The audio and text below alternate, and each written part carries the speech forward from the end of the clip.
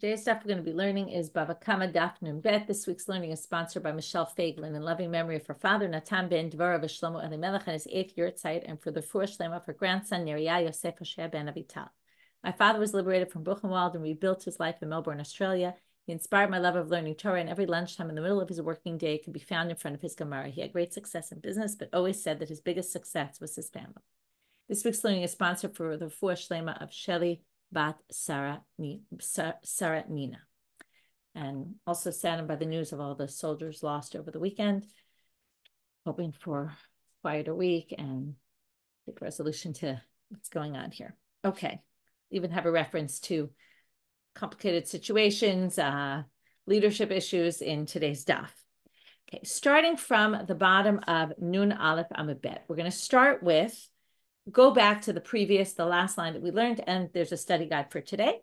And I will also just mention, I forgot in the very beginning to mention, but our Circle of Friends campaign is up and going for 2024. We're talking about basically $1 a day, or you can set up a monthly payment of $30 a month, 100 shekel a month, for basically helping to support all the activities that Hadran that we're working on to promote women's Talmud study. And we really need everyone's support. The bulk of our budget is built on learners supporting the work that we're doing. So while all of our resources are free of charge, if you do join the Circle of Friends, you will help us to be able to spread learning of Torah, learning of Gemara to women around the world. Thank you in advance, and thank you to the many, many people who have already joined our Circle of Friends. We're going to start now with 3 statements. There are 3 parallel statements that all talk about, right? It's actually kind of funny that we learned, not funny, but interesting that we learned all about kinyanim, and this never came up in the sugya of kinyanim.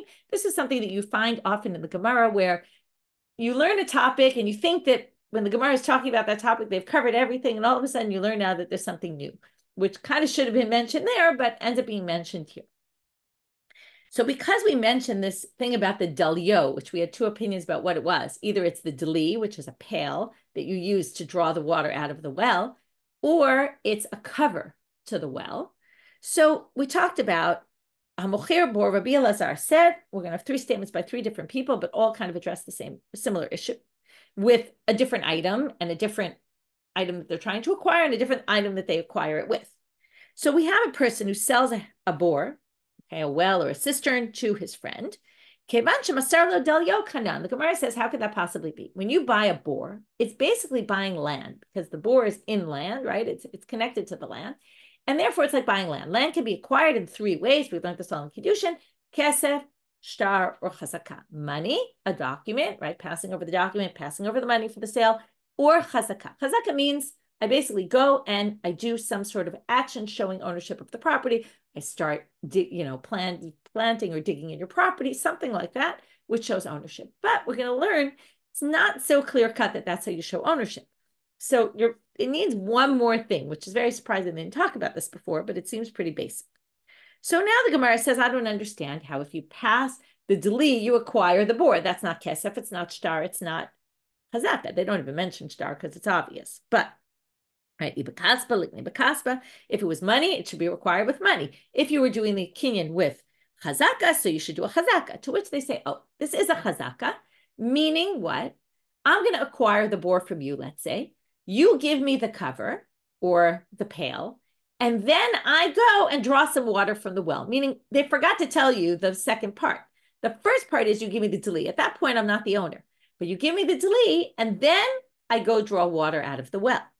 So now why does this help? Well, in general with chazaka, and this is what is interesting, they didn't tell us when we were learning it last time, it's not enough. If I just go into your well and I draw water from the well, I can't claim, oh, that was a chazaka, I now own it. If you remember, by the way, in Bava we're going to learn, and we've mentioned this before, if I live in your property for 3 years and you don't complain, then that's mine by chazaka. But if I do an action in your field, it doesn't automatically make it mine. Anyone could just go into someone's field and do that. But it will make it mine if you tell me and go and acquire my land, and there's witnesses that saw that, and then I go and do some sort of action on your land, the land becomes immediately mine. Now, it's a chazaka with your telling me, Okay, if I do a chazaka, and the way they talk about it is shelo b'fanav, not in your presence, that's meaningless.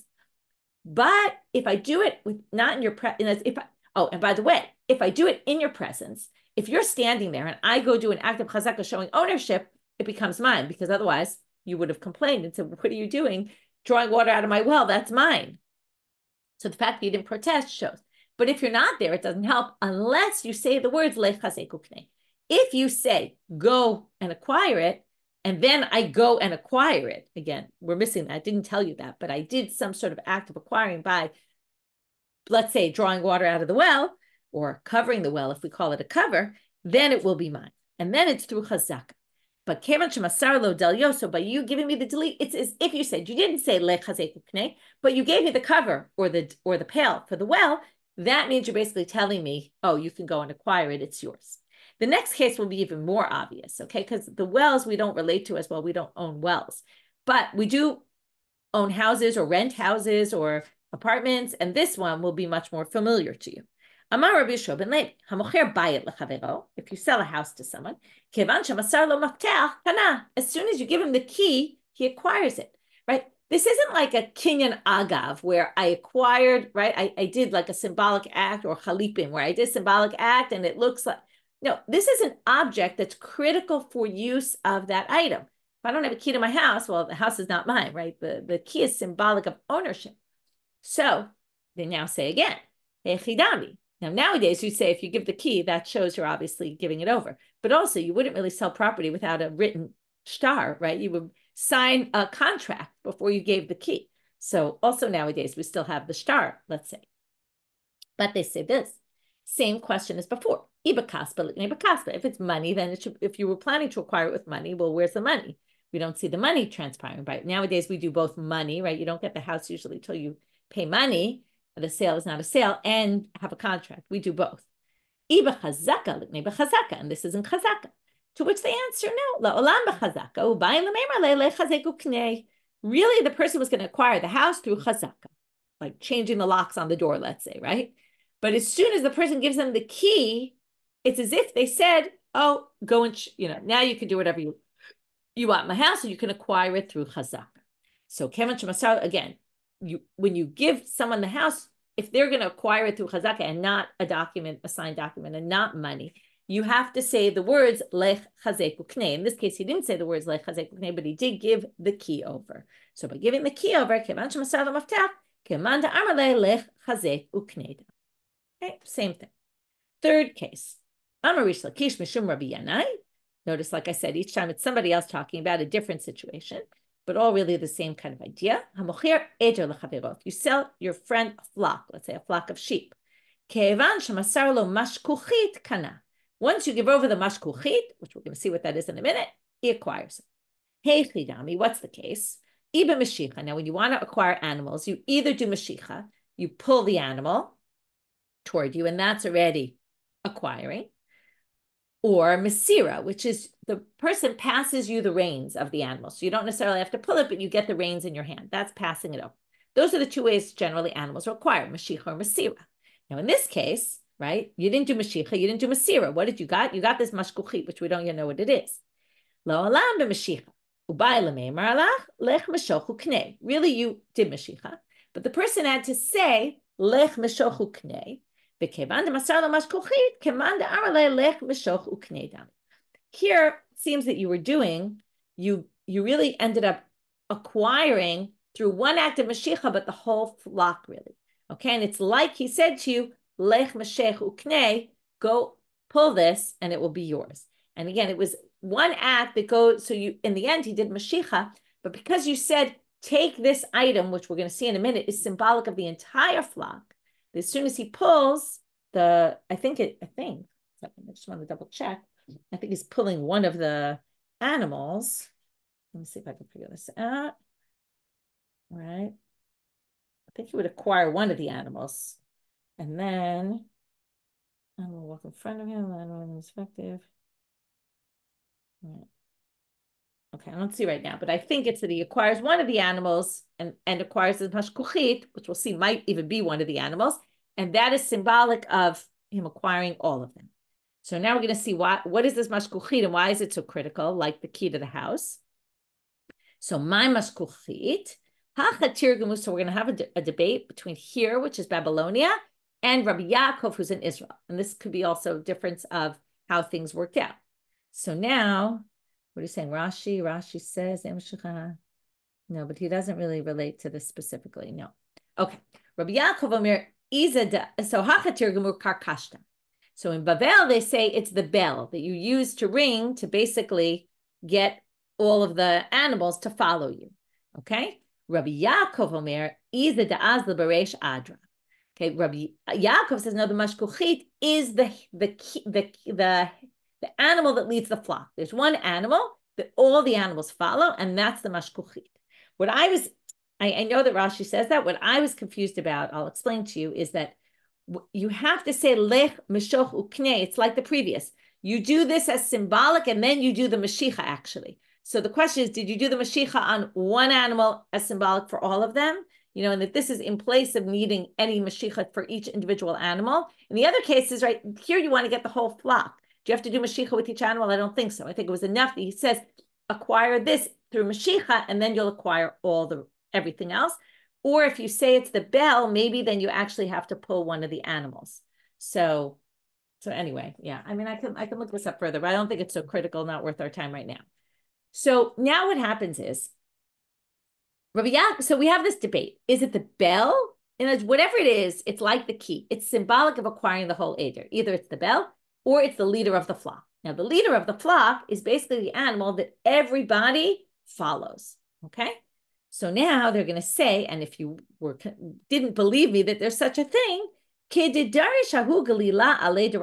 way this person in the Galilee spoke about Rav Chisda. And he said the following, okay? This was basically saying, Rav Chisda, you're not the best leader. Okay, we're going to see how he says it.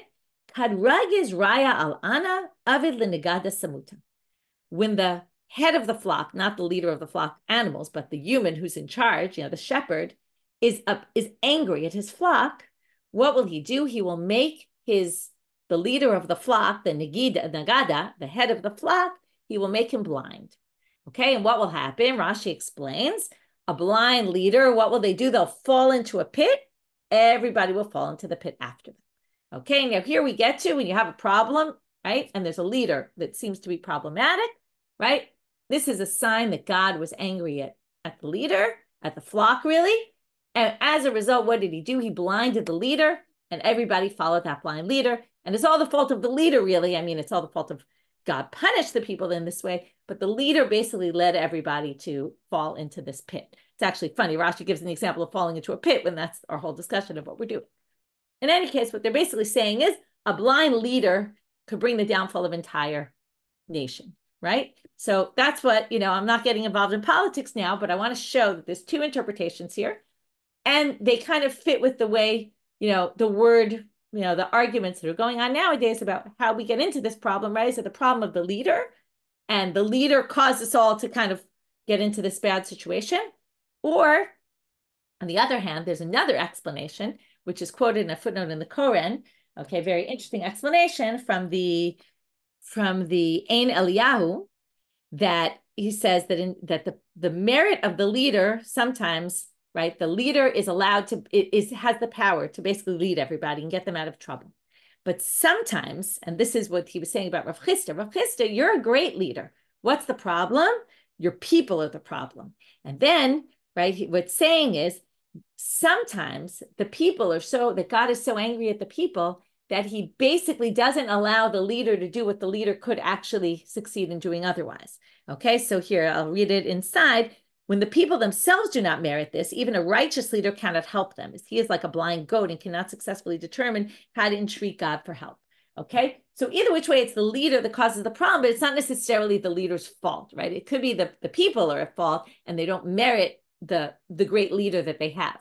So it's a great argument about, is a bad leader a reflection on the leader, or is it a reflection on the people and where the people are at? And anyway, it's a lot interesting to think about in light of, a lot of criticism nowadays being thrown at who is to blame for the situation that we're in and what is to blame. Obviously, nobody knows the answer to that question, but here's an interesting approach. Okay. Mishna. So now we're going to start this next Mishna. The bulk of our sugya is going to be in one main sugya, but we'll have a little bit before that, and then we're going to get off on the sugya that's going to take us to the end of today's stuff. So we're going to start with this Mishna, which talks about its continuation. If you remember the previous Mishna, you can remember, right? It's always, where were we before? We got off on all these tangents. The Mishna was about bor of Shnei Shutafim. Bor owned by two people, which we had a whole question. How could it be owned by two people? We resolved that, but however it's owned by two people, there's two people responsible for this bor. Kisau harishon. The first one comes and covers it. Uba hasheni u'mitzao megulet. Second one comes and finds it uncovered somehow. And then the second one who sees it uncovered, the first one's not around, doesn't see it uncovered. The first person saw it was covered. Second person sees it uncovered, velo kisau, and doesn't cover the bor. Hasheni chayav. So at this point, all the responsibility falls on the second one because the first one doesn't know. The Gemara is going to immediately ask, at what point does the first one go back to sharing responsibility for this bor? What has to happen for the first one to be responsible? And it's a fascinating machloket in my mind about, there's three opinions about at what moment the first one's going to go back to being responsible together with the second one. We'll get to that soon. Now the Mishna says, kisau kacha'oi, which seems pretty clear. Okay, the bor is covered properly. You know, we put on a very good cover. And somehow,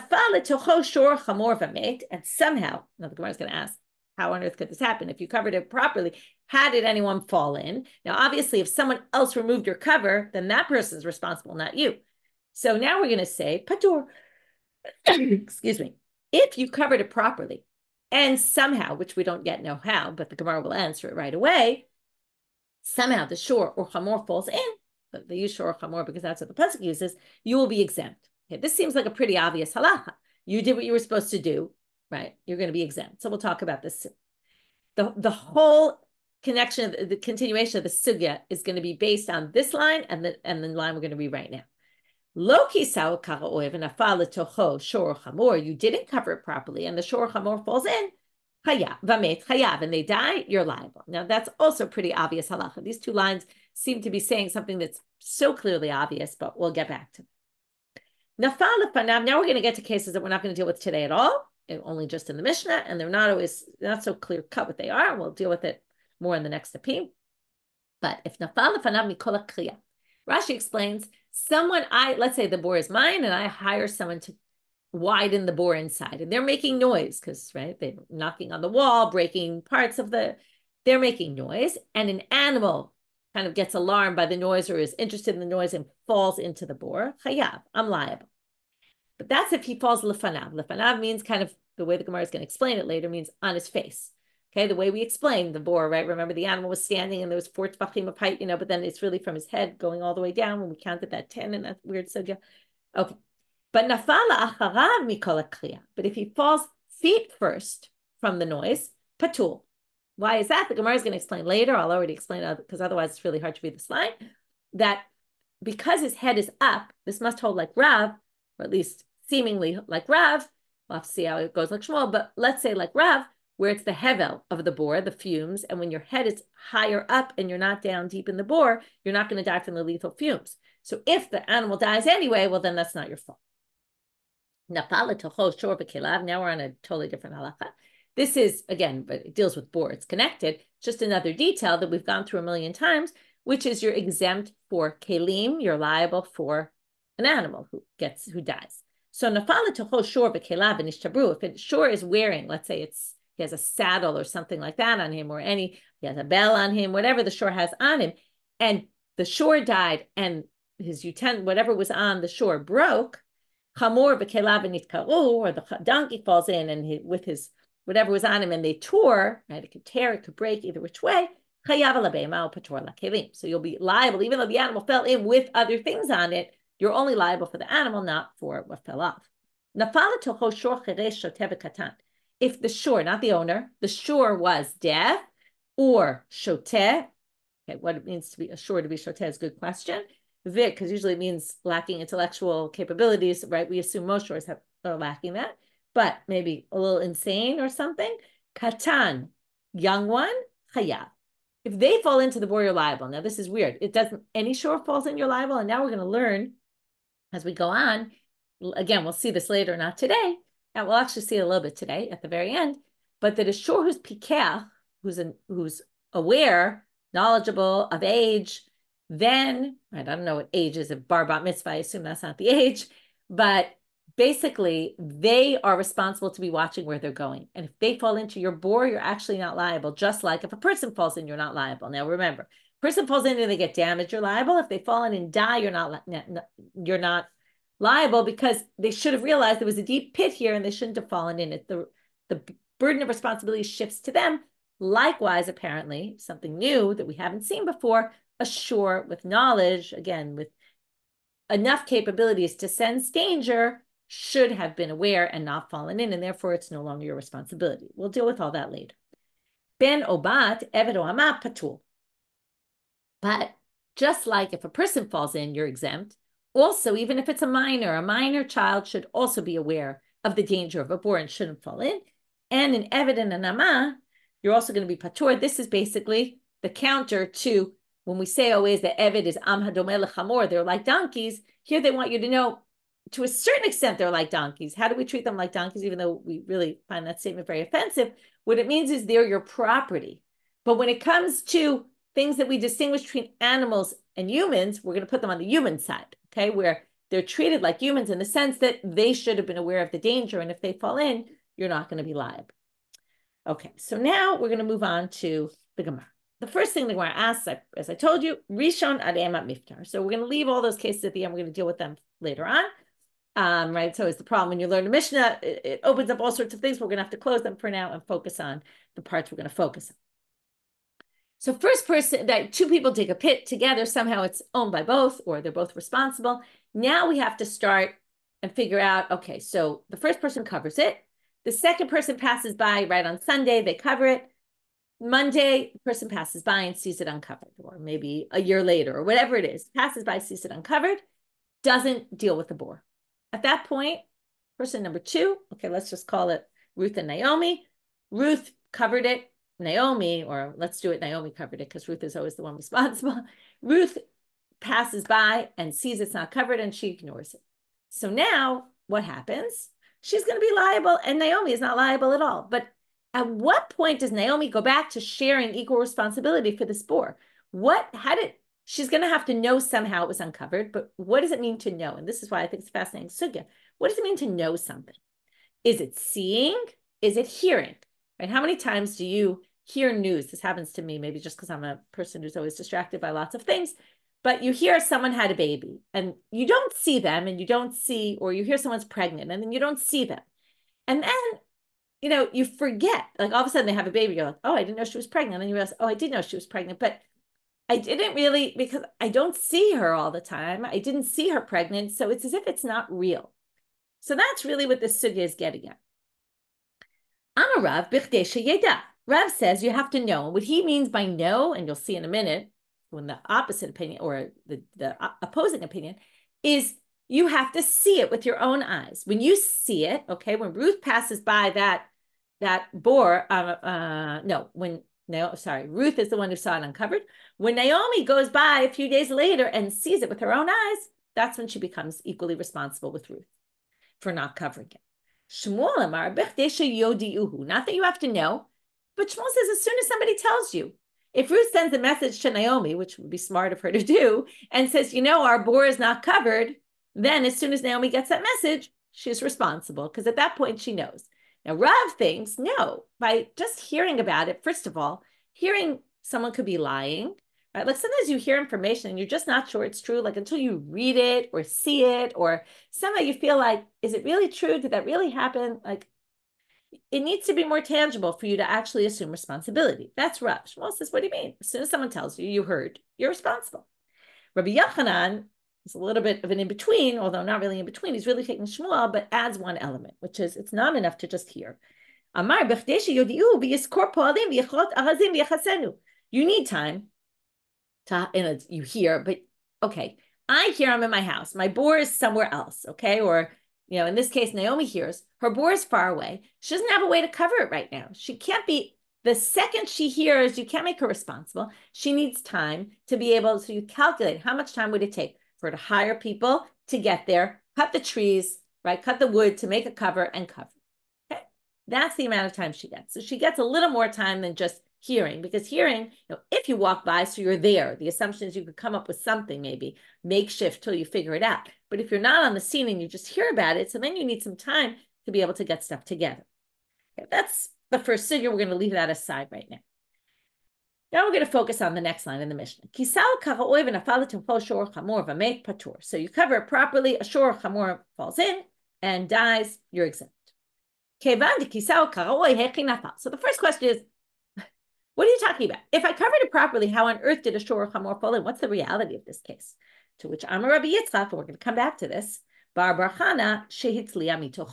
rotted. Some people think a worm ate through it and it rotted, or somehow it rotted. And the point of this is, why are you exempt? Because it's unexpected. This is very unexpected that your cover will rot, but it could happen. Okay, later we'll get to, like we do checks on elevators to make sure they're working, right? How often are you supposed to check? And they don't actually ask how often, but they suggest that perhaps it's your responsibility to be checking your bore every once in a while. And then they're going to say, no, it's not, because this kind of damage is so unexpected that you're not responsible. Now we're going to do one sugya, which is going to take us to the end of today's daf. Still in Amud Aleph. Basically, we're going to have in the study guide starts from here. You can use it to help you.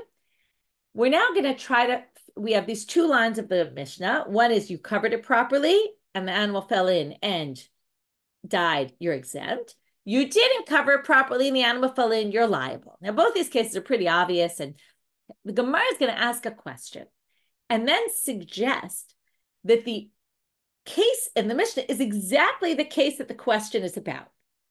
And then they're going to ask a question, say, what's the answer? And then they'll say, oh, let's learn from the Mishnah. And first they're going to say, let's learn it from line 1. This is the exact case the Mishnah said, well, you're exempt. And then they're going to say, no, that can't be the case. And then they say, well, maybe it's case 2, where it says you're liable. And then they say, no, it can't be that. And then they're going to say, oh, by the way, some people say that wasn't the question. The question was this other case. And then they're going to do the exact same thing and try to read it into the Mishnah and say, oh, maybe it's case 1 where it says you're exempt and then you're exempt. Or maybe it's case 2 where it says you're chayav and then you're chayav. And then they're going to reject that too. And in both sugyot, the parallel sugyot, and this I want to just give you all this outside so that when you read it inside, it'll fit into the boxes. In the end, they're going to read kara'oi and lo kara'oi, right? You covered it properly, you covered it improperly.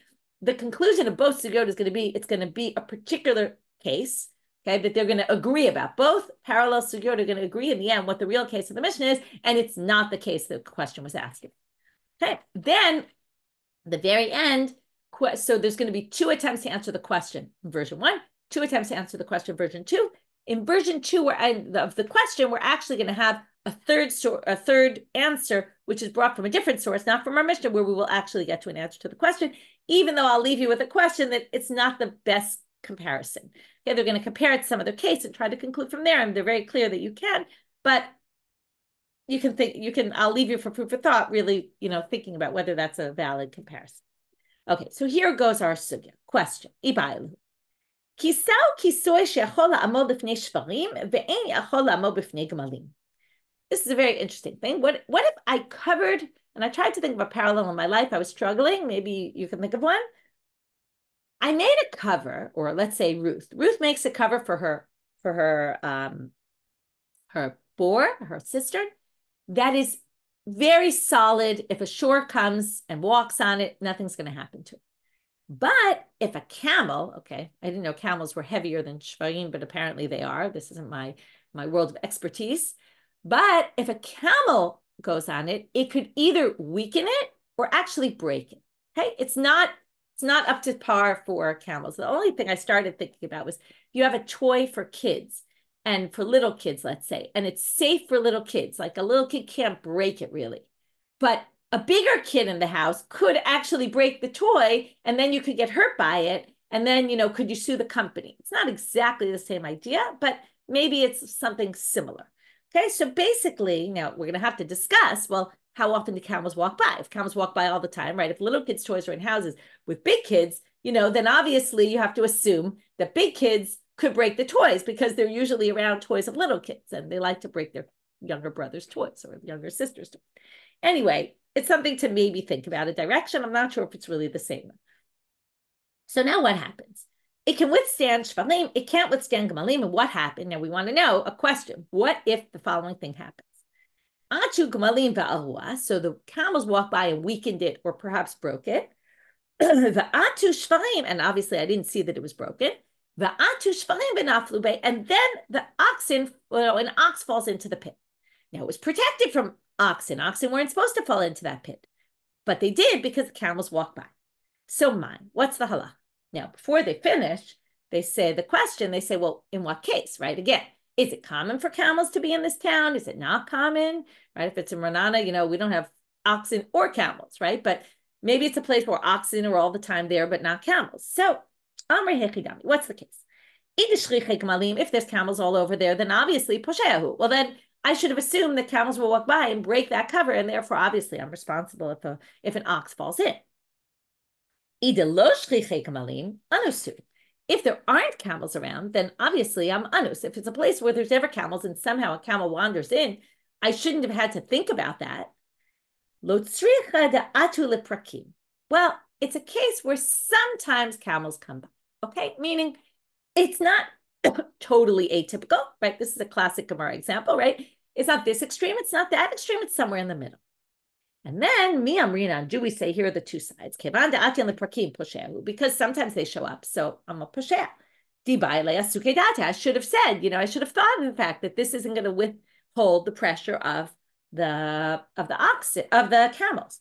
Or do we say, because they're not here now, and they don't always come, maybe I really didn't have to worry about it. And I'm considered anus and I'd be exempt. So now, as I told you, what's going to happen? We're going to try to take the first line of the Mishna where it says patur.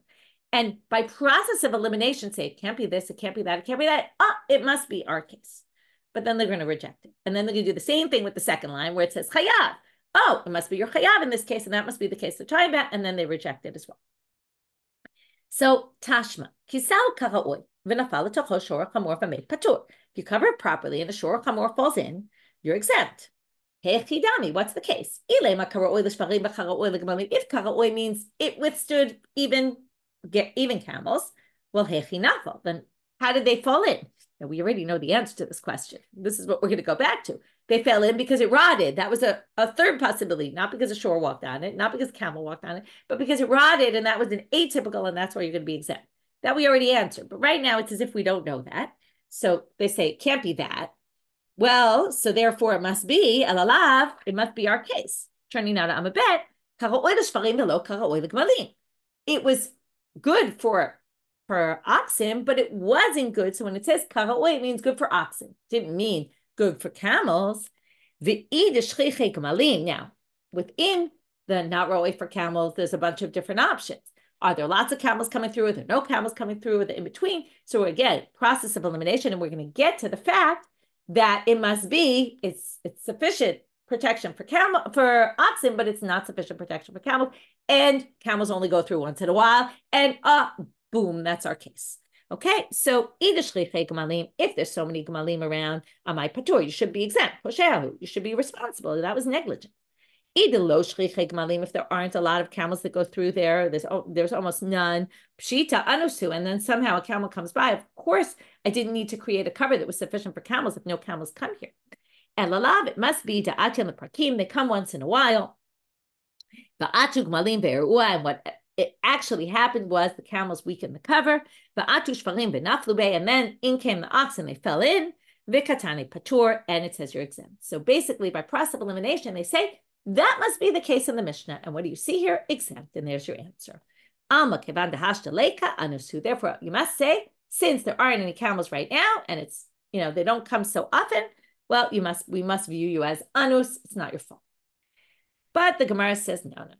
Forget that. You tried to do this process of elimination, but let's go back to the first suggestion that you rejected. No,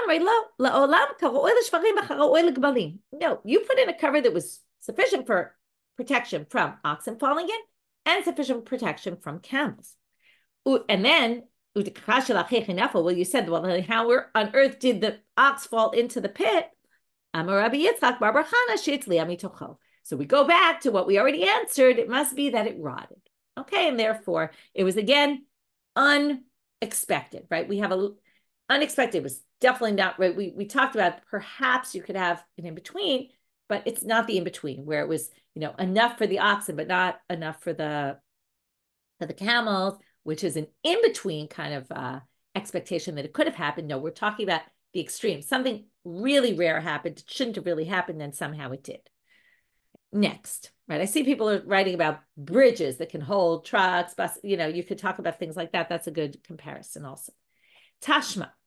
Now we're going to try to learn it from the second case in the Mishnah and say, oh, well, maybe the second case where it says your chayav is talking about this case. And again, we're going to do the process of elimination. And again, we're going to reject it and go back to one of the options that kind of we rejected in the process of elimination argument. Same exact structure.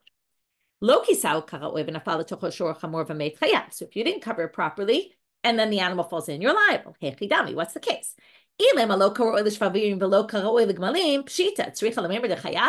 If you didn't put on a cover that could withstand the pressure of oxen or camels, why does the Mishnah need to tell you you're obligated? Of course you are. It's like basically like not covering the boar.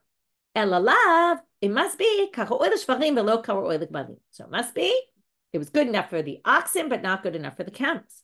But again, this different range here of how common is it that the camels walk in there. Again, if camels generally come there, then obviously you're negligent. And again, you don't need to tell me that you're chayav at that case. And then you shouldn't be liable. If there's no camels that ever go by, then of course you're not even liable. Why would you be liable? And the Mishna says you're liable in this case. And it must be you come once in that camels come through once in a while. And then basically they're going to say, it must be our case. Camels came, even though they don't usually, they come once in a while, and they weakened it, then came the shore, fell into it. And it says chayav. What do we learn here? Since the camels do come sometimes, we call you negligent. You should have thought about the fact that might happen. So to which the Gemara goes back not this time to option number 1, but goes back to option number 2 that we suggested and rejected. What is that? When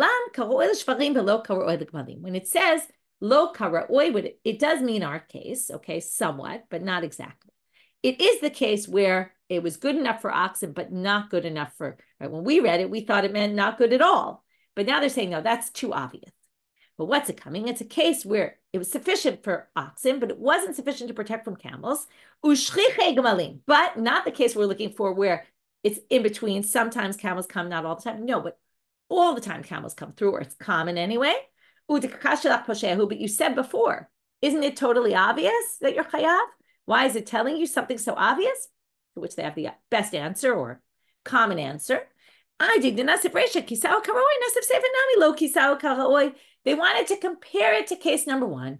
Case number 1 is you protected it entirely from oxen and camels, and you're not liable. Case number 2 is you protected it from oxen, not camels, and since camels commonly come, you're going to be liable. And they don't really need to tell you this, but they're just comparing it to the previous case. They're just bringing a foil. Okay, now we're going to have question version 2. And we're going to do the exact same thing and say, it can't be this, it must be our case. Again, our case is going to be a little different though. Okay, that question, according to the second version, is definitely not what they asked. Okay, why? Because if a camel comes by once in a while, but it still comes once in a while, it's not like it never shows up in our town, then of course, putting in a cover that was not sufficient to be protected by camels, kind of if you take that example of the little kids, come on, most little kids have big brothers that might break, or big sisters that might break their toys. And therefore, that's not a good example because, of course, the company's going to be liable for damages. But, right, the question was this, and now it's going to be a little bit more complicated.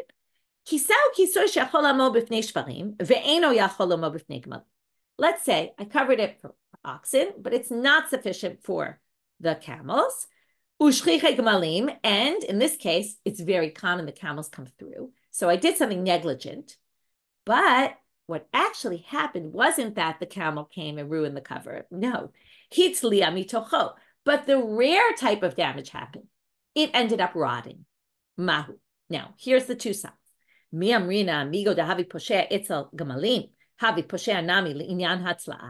Do we say if you're liable because you did, because I did something negligent, that I built this cover that wasn't going to withstand camels, and there are a lot of camels where I live, am I considered also negligent in terms of this cover for any damage it's going to cause, even if the damage was caused and it rotted in a very rare way, but maybe because I did something negligent? This is similar, although the commentaries try to distinguish, and I don't want to get into this now because we don't have time. But if you remember, we learned about you did something negligent in the beginning, and the end, it came out to be onus. Now, they distinguish why that case is a little bit different, but basically what we're saying is you were negligent about something. In the end, that wasn't what caused the damage, but because it was negligence here, maybe we'll make you liable. Oh, Dilma, remember, migo means from the fact that, since we make you, or since we make you liable for this, we'll make you liable for that as well. Oh, Dilma, lo amrina migo, or maybe we don't say migo at all. And, if the camel had ruined it, of course, you'd be liable. But because it got ruined in some crazy way that was so unexpected, we won't make you liable. So now we do the same thing with our Mishna. Tashma, first line. First, now they're going to start already with, we already know what's the case, what happened here. Rabbi Yitzchak, that it rotted. Now, instead of thinking that, okay, I covered a perfectly good cover and it rotted, now they're going to say, hey, chidami, well, what's the case? If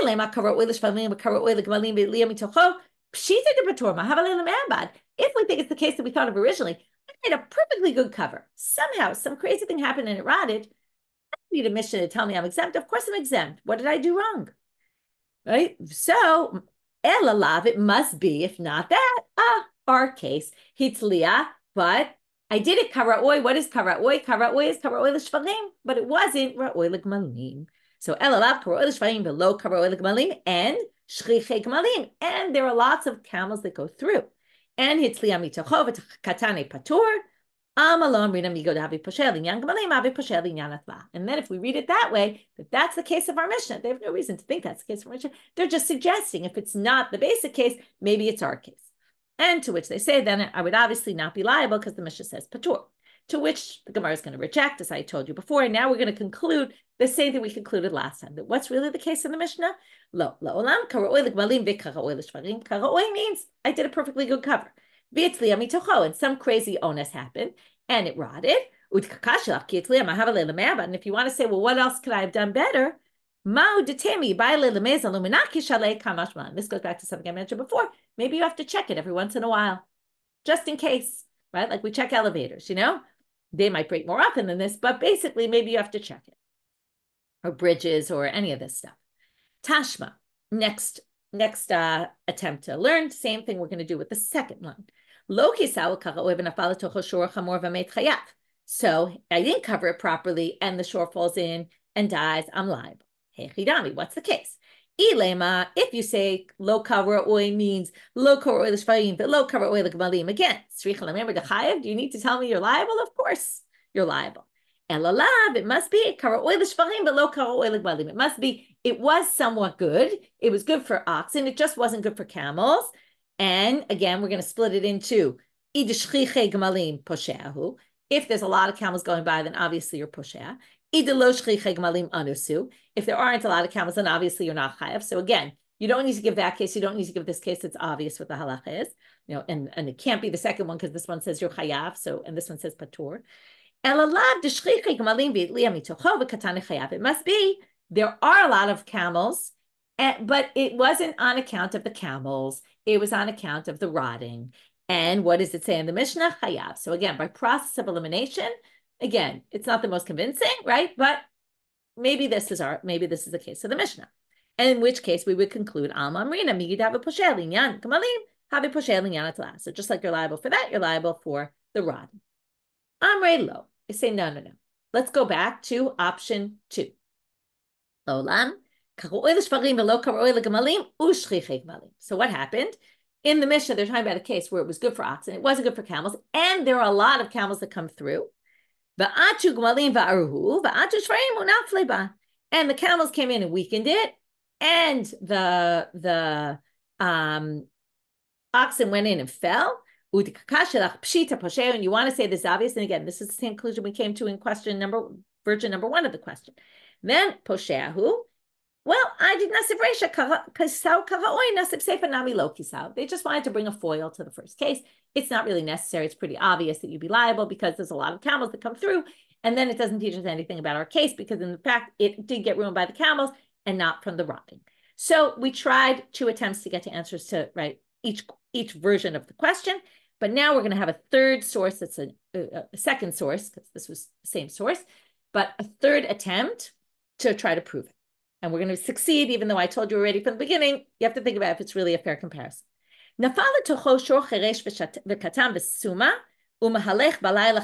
All sorts of cases where the shore falls in, you're going to be liable if the shore was deaf, not with a sound mind, minor, blind, or was walking at night where the shore can't see. You're going to be liable. If the shore was in perfectly good condition and old enough to understand and was in the daytime, you're patur because the shore should have paid attention. Nema, now here comes the big migo. If you're going to use this migo argument, you would say, Nema midahavi poshea linyan cheresh, havinami poshea linyan pikeh. Now you try to think if this is similar. But if you're pikeh, if you're going to be liable if you're going to be poshea, right, you're going to be liable for a deaf shore, then why don't we say, if already we're going to make you liable for that, we make you liable for the shore that can pay attention on its own. And therefore, you would say the same thing here, right? My elalav shmamina lo amrina migo. From here, we see we don't make these, since it was this, we're going to attach, also apply it in a case where it's not as relevant. It's not what's going on here, right? We can't say that.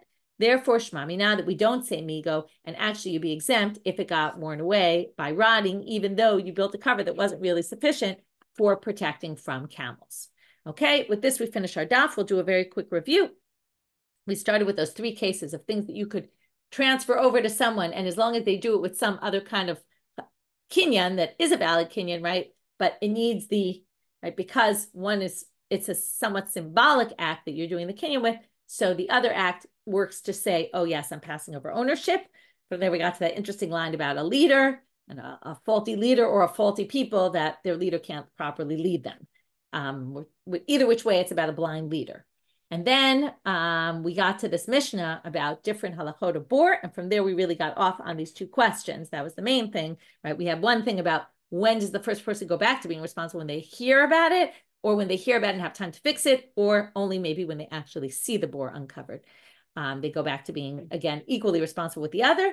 And then we got to this case. First of all, if you don't cover it, how did the animal fall in? It must have been it rotted. And then we get to these 2 questions and attempt to answer from the Mishna without success. At least the second version of the question we were able to answer from a braita somewhere else, that you don't say migo. You're not liable, even if you were somewhat negligent about how you built it. If that's not in the end what happened, then we're not going to hold you liable for it. With that, wishing everybody a good week and a quieter week.